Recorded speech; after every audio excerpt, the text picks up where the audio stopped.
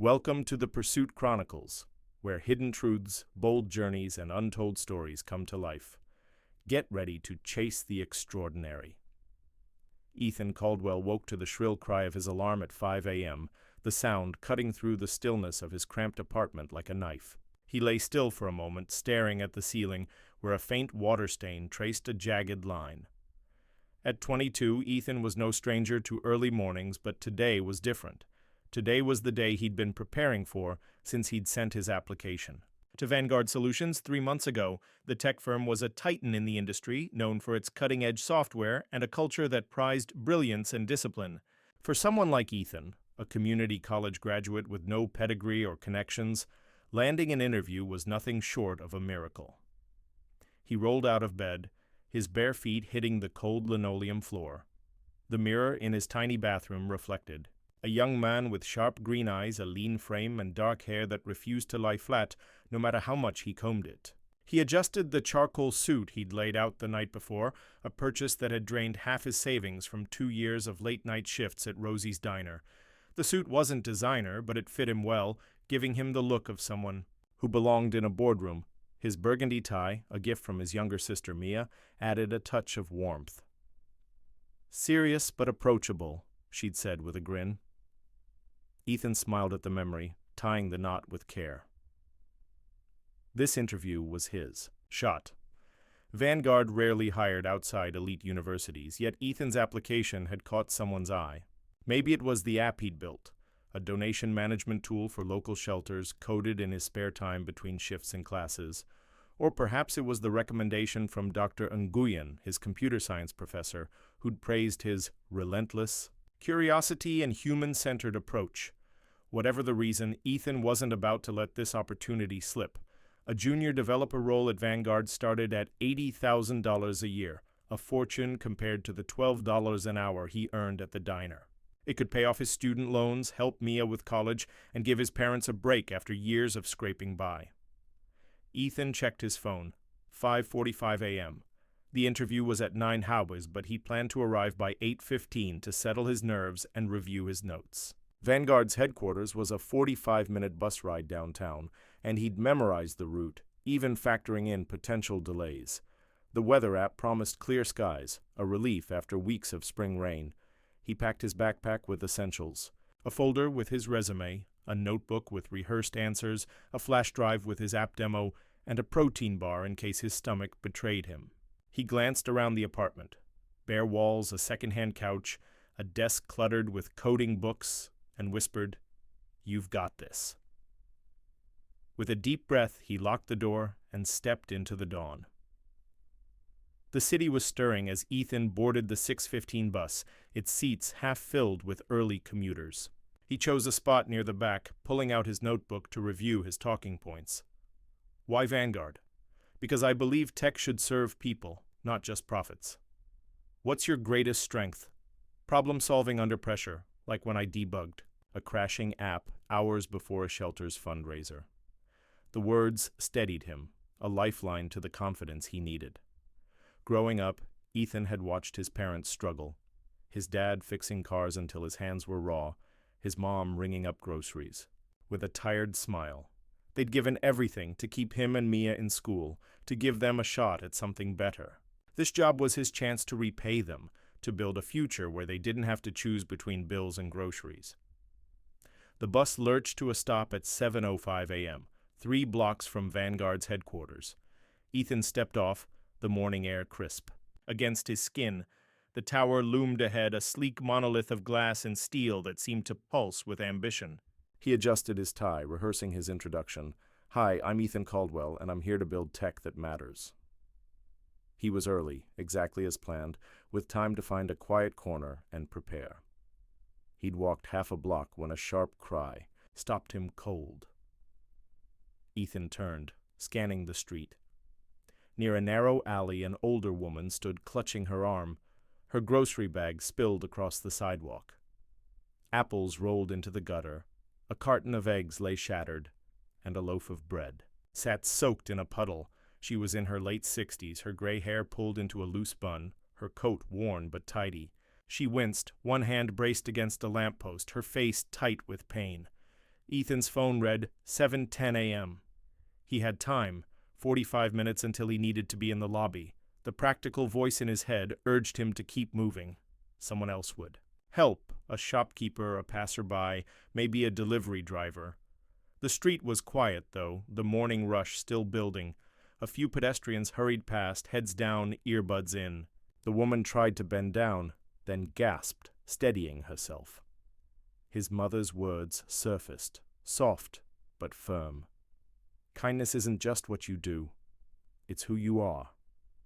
Ethan sighed, his decision made before he could second-guess it. He jogged over, crouching beside the scattered groceries. "Ma'am, are you okay? Did you hurt yourself?" The woman looked up, her brown eyes startled but grateful. "Oh, I think I twisted my ankle. I was carrying too much, and I tripped on the curb." Her voice was gentle, laced with embarrassment. "I'm so clumsy." "You're not clumsy," Ethan said, offering a reassuring smile. "These sidewalks are a hazard. Is your ankle the only thing hurt?" He noticed a small scrape on her forearm, blood beading along the cut. "My arm stings a bit," she admitted, glancing at the scrape. "I must have scraped it when I fell." "That needs cleaning," Ethan said. "Do you have a first aid kit at home, or should we find a pharmacy?" She shook her head. "I live a few blocks away." "I have bandages there, but I don't know if I can walk that far right now. It's throbbing." Ethan checked his phone. 7:15 a.m. Helping her home could take 20 minutes, maybe more, eating into his buffer time. Vanguard was a 5-minute walk, but her apartment might be 10 or 15 minutes away, plus time to get her settled.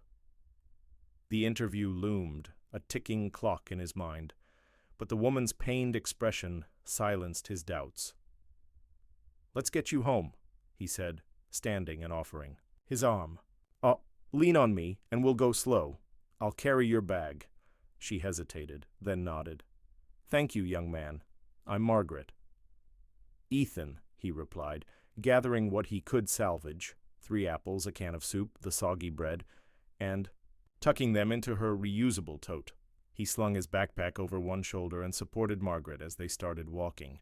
Her pace was halting, each step careful, and Ethan kept his arm steady, chatting to ease her discomfort. "So, Margaret, do you always shop this early?" he asked, keeping his tone light. She chuckled, wincing slightly.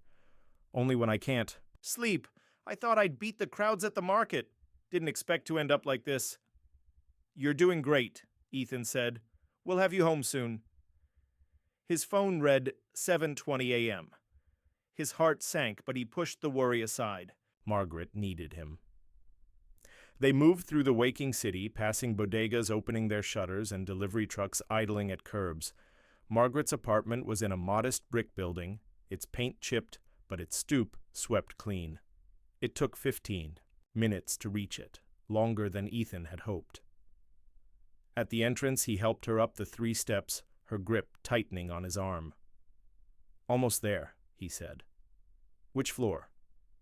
"Second," she replied, pulling keys from her coat pocket. "No. Elevator, I'm afraid." "No problem. 1 step at a time." Ethan's calm voice belied the growing knot in his stomach. It was 7:30 a.m. He had less than 30 minutes to get to Vanguard. The climb was slow, Margaret pausing every few steps to catch her breath. Ethan kept his arm under hers, encouraging her gently. "You're tougher than you think," he said, as they reached the 2nd floor. She smiled, unlocking her door. Her apartment was small but warm, with lace curtains, a sagging couch, and a shelf of dog-eared novels. Ethan helped her to an armchair, then set her groceries on the kitchen counter. "Where's that first aid kit?" he asked. "Bathroom under the sink," she said, pointing. "You don't have to do this, Ethan. You've already been so kind." "It's no trouble." He found the kit, a faded plastic box, and brought it to her. Kneeling, he cleaned the scrape with an antiseptic wipe, then applied a bandage. "There, good as new. How's your ankle?" "Sore, but I'll manage. I'll ice it and stay off it today." She studied him, her eyes curious. "You're dressed awfully nice for a morning walk. Were you headed somewhere important?" Ethan hesitated, then smiled. Just a job interview, nothing I can't handle. Her eyebrows rose. An interview? Oh, honey, you shouldn't have stopped for me. What time is it at? 9, he admitted, checking his phone. 7:45 a.m. It's at Vanguard Solutions, downtown. I'll make it if I run. Vanguard? Margaret's voice held a flicker of something. Surprise, maybe? But she covered it quickly. That's a big deal. You'd better go. I'm fine now, thanks to you. You sure? Need me to call? Anyone? Ethan stood, grabbing his backpack. I'll be fine. My neighbor checks on me later. Go, Ethan. And thank you. You're a good soul. He grinned. Take care, Margaret. Rest that ankle. He hurried out, closing the door softly. The run to Vanguard was frantic. Ethan weaved through pedestrians, darted across crosswalks, and ignored the burn in his legs. His tie flapped. His polished shoes scuffed the pavement, and sweat beaded on his forehead. By the time he reached the tower, it was 8:55 a.m. He was a mess, hair disheveled, shirt damp, but he'd made it. The lobby was a cathedral of glass and marble, its air conditioning a shock against his flushed skin. He approached the security desk, catching his breath. Ethan Caldwell, here for a 9 a.m. interview with Vanguard Solutions, he said, trying to sound polished. The guard, a burly man with a kind face, checked his tablet. You're on the list. 15th floor, elevators. To your left. Good luck, kid. You look like you ran a marathon, Ethan laughed, smoothing his hair. Feels like it. Thanks. In the elevator, he blotted his face with a handkerchief, straightened his tie, and tried to calm his racing heart. The reflection in the doors showed a young man who looked like he'd been through a storm. Focus, he told himself. You're here. Make it count. The 15th floor was sleek, with white walls and minimalist furniture. A young woman at the reception desk glanced. Mr. Caldwell? That's me, Ethan said, forcing a smile. You're here for the junior developer interview at 9 now. You're cutting it close. Her tone was neutral, but her eyes lingered on his rumpled shirt. I'll let them know you've arrived. Please take a seat. Ethan sat, his stomach twisting. The clock read 8:58 a.m. He'd made it, but barely. He pulled out his resume, scanning it to ground himself, but his mind kept drifting to Margaret. Had he done the right thing? If he'd walked past her, he'd have arrived early, composed, professional. Now he was a sweaty mess, and the hiring managers might write him off before he opened his mouth. At 9:03, a man in a crisp suit emerged from a glass-walled office. Ethan Caldwell? He called. Ethan stood, smoothing his jacket. Yes, sir. I'm David Patel, lead recruiter. Follow me. Patel's expression was unreadable as he led Ethan to a conference room. Inside, 2 others waited, a woman in her 40s with sharp eyes and a man in his 30s tapping a tablet. Patel introduced them as Lisa Chen, senior developer, and Mark Rivera, project manager. Thank you for coming, Ethan, Chen said, her tone cool but professional. We've reviewed your application and app demo. Impressive for someone with your background. Let's start with why you want to work at Vanguard. Ethan took a deep breath, launching into his answer. I believe technology should solve real problems, not just chase profits. Vanguard's work on sustainable tech, like your energy-efficient service systems, aligns with my values. I want to build tools that make a difference, like the donation app I developed for shelters. The interview was a gauntlet. Chen grilled him on his coding skills, asking him to explain algorithms he hadn't touched since freshman year. Rivera probed his project experience, zeroing in on gaps in his resume. Patel's questions were broader, testing his fit with Vanguard's high-pressure culture. Ethan answered confidently, drawing on his projects and studies, but he couldn't shake the feeling that his appearance was a strike against him. Rivera's eyes flicked to his wrinkled shirt, and Chen's questions grew sharper, as if testing whether he'd crack. At one point, Patel asked, How do you handle high-pressure situations, like tight deadlines or unexpected challenges? Ethan thought of Margaret, her groceries scattered, her ankle twisted. I stay calm and prioritize what matters, he said. This morning, I was on my way here when I saw an elderly woman who'd fallen and hurt herself. I stopped to help her get home, even though it meant I might be late. To me, doing the right thing comes first, even when it's inconvenient. The room was silent for a moment. Chen's expression softened, but Patel's remained impassive. "Admirable," he said, "but punctuality is critical here. Missing deadlines can cost millions." "I understand," Ethan replied, his voice steady. "I'd never let personal choices interfere with professional responsibilities. But I believe empathy and accountability go hand in hand." The interview ended at 9:50 a.m. Patel stood, offering a handshake. "Thank you, Ethan. We'll be in touch within a week." Ethan nodded, sensing the brush off. "Thank you for the opportunity." He left the room, his stomach sinking. The interview hadn't been a disaster, but it hadn't been a triumph either. His lateness and disheveled state had likely cost him the job. In the elevator, he leaned against the wall, replaying every moment. Had helping Margaret been a mistake? He didn't regret it, but the consequences hurt more than he'd expected. Outside, the city pulsed with midday energy. Ethan pulled out his phone, ready to call his mom and admit he'd probably blown it. But before he could dial, his phone buzzed with an unknown number. He answered. "Curious? Ethan Caldwell?" a woman's voice asked, calm and professional. "Yes. This is Ethan. This is Rachel Simmons, Executive Assistant at Vanguard Solutions. I'm calling to invite you to a meeting this afternoon at 2 p.m. with our CTO, Ms. Eleanor Vance. Would you be available?" Ethan's mind reeled. The CTO? Why would Vanguard's Chief Technology Officer want to meet him? "Yes, I'm available," he stammered. "May I ask what this is about?" "I don't have details," Simmons replied. "Ms. Vance requested the stuffing personally. Please come to the executive suite on the 30th floor. Do you need directions?" "No. I know the building. Thank you." The call ended, leaving Ethan stunned. The 30th floor was executive territory. This wasn't standard for a junior developer candidate. Was it a mistake, a courtesy rejection, or something else? He had 3 hours to prepare. Ethan found a cafe, ordered a coffee, and used the restroom to freshen up. He smoothed his suit, retied his tie, and reviewed his notes, trying to anticipate what the CTO might want.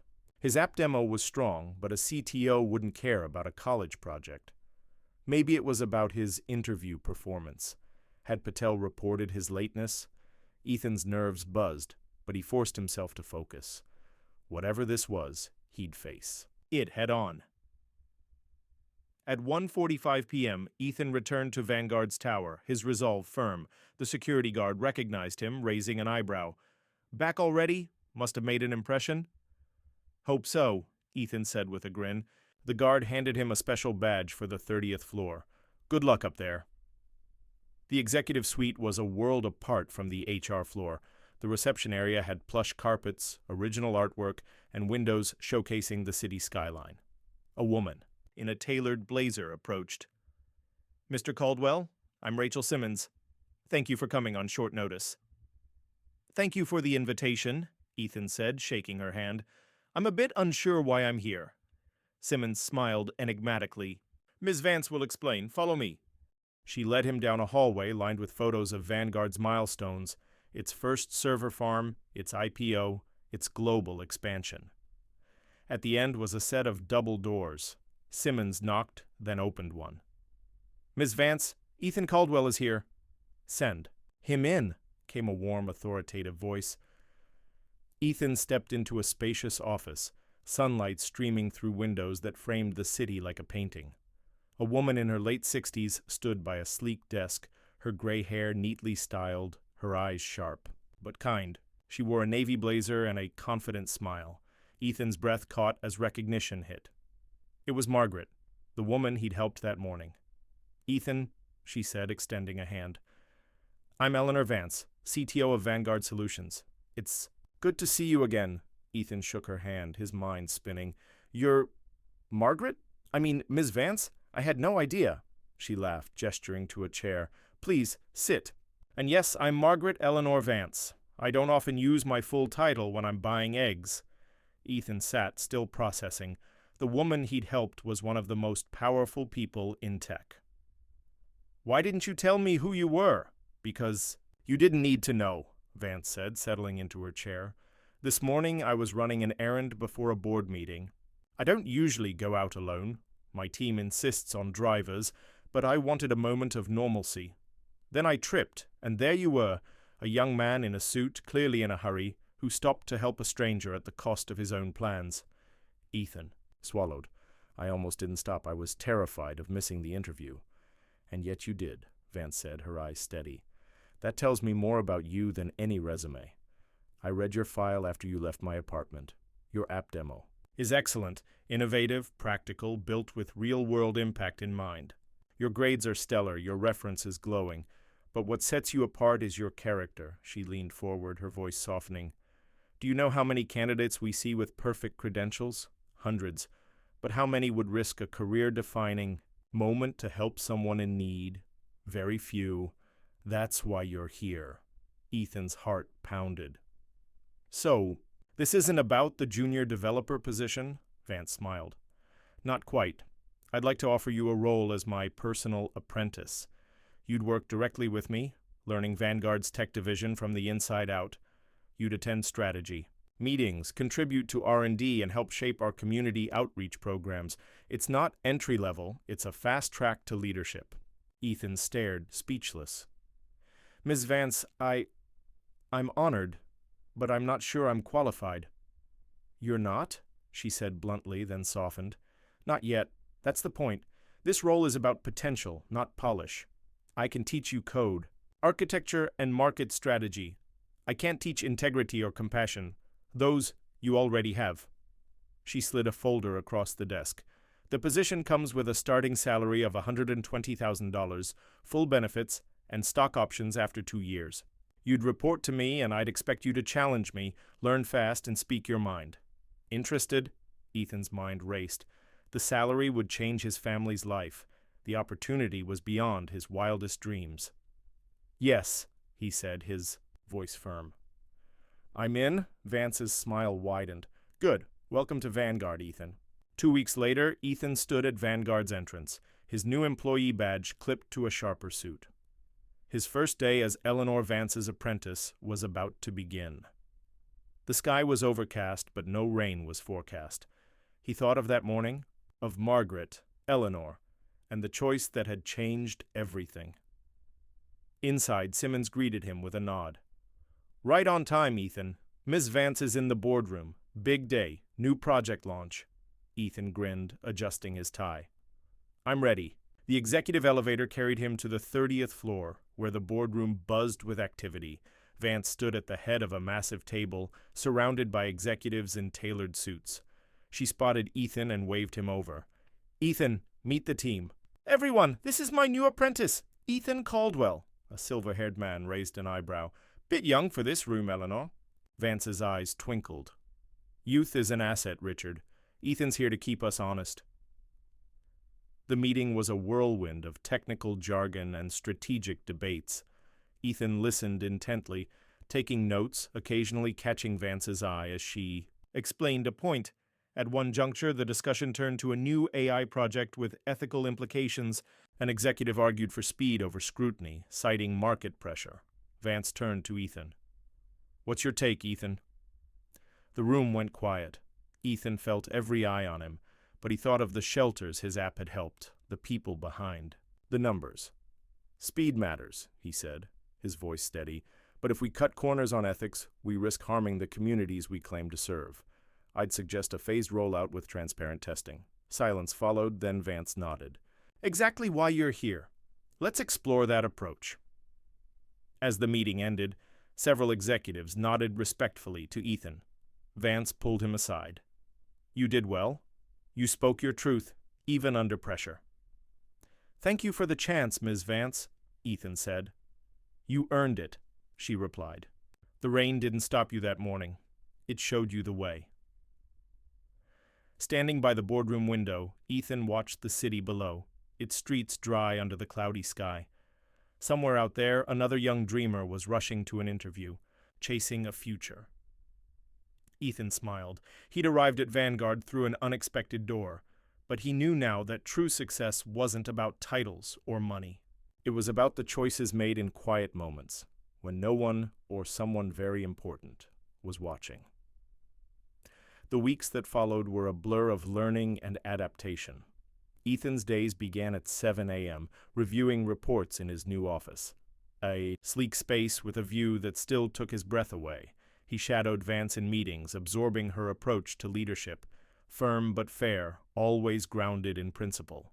She pushed him hard, assigning him complex tasks like analyzing AI algorithms or drafting proposals for community tech initiatives. Don't just follow, she'd say. Question, improve.